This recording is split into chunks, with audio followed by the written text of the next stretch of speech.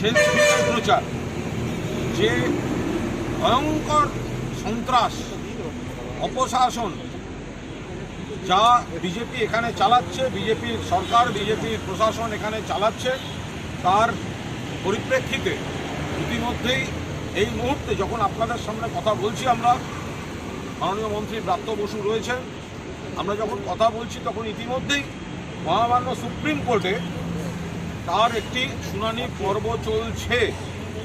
আর তার মধ্যে এখানে গতকাল রাত থেকে আবার আমাদের প্রার্থীদের নানা রকম হুমকি, এক প্রার্থীকে লক্ষ্য করে গুলি চালানোর ঘটনা, একাধিক অভিযোগ আমরা বিভিন্ন এলাকা থেকে পাচ্ছি এবং সেগুলি ইতিমধ্যেই প্রশাসনের দৃষ্টি আকর্ষণ করা হয়েছে।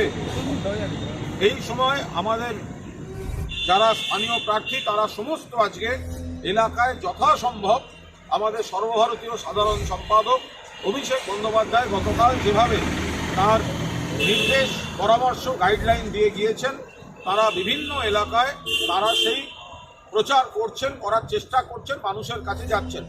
মানুষের মধ্যে বিপুল সাড়া, মানুষের মধ্যে, ত্রিপুরাবাসীর মধ্যে, আগরতলাবাসীর মধ্যে এবং যে সমস্ত জায়গায় পুরো ভোট হচ্ছে সেগুলির প্রত্যেকটি জায়গায় বিপুল সাড়া মানুষের মধ্যে তৃণমূলের পক্ষে।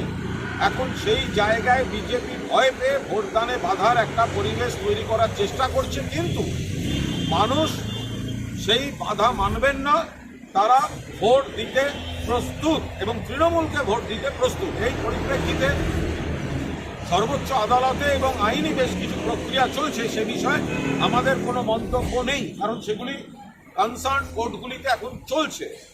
আমরা শুধু বলবো যে বর্ষিয়ান এবং অভিজ্ঞ বিজেপি বিধায়ক, বিজেপির নেতা, ভারতীয় জনতা পার্টির নেতা সুদীপ রায় বর্মন, তিনি কিছুক্ষণ আগে সাংবাদিক বৈঠকে বিজেপি নেতা হয়েও আগরতলা আজকে ত্রিপুরার অভিজ্ঞ এবং বাম আমলে দীর্ঘকালীন লড়াই করা বিজেপি বিধায়ক সুদীপ রায় বর্মন যা বলছেন তাকে আমরা স্বাগত জানাচ্ছি। তিনি মূলত যেটা বলতে চেয়েছেন সেটা হচ্ছে যে বিজেপি এখন প্রধানত ত্রিপুরা রাজ্য বিজেপি প্রধানত একটি গুন্ডাদের দল। এই গুন্ডারা, সিপিএম আমলের গুন্ডারা এখন বিজেপি করছে এবং বলতে চেয়েছেন যে এই রাজ্যের বিজেপির নেতৃত্ব শিশুমূলক নেতৃত্ব, অর্থাৎ মাথায় বসে আছে খোকা বিপ্লব আর খুকু প্রতিমা। এই খোকা কুকুর দল আসলে প্রধানত ডানপিটে হরমাত এবং বজ্জার, এইটা সুদীপ রায় বর্মন বলতে চেয়েছে। তা আমি বলছি যে এই কথা আমরা এতদিন ধরে বলে যাচ্ছিলাম, সেই কথা আজকে সুদীপ রায় বর্মন উচ্চারণ করেছে।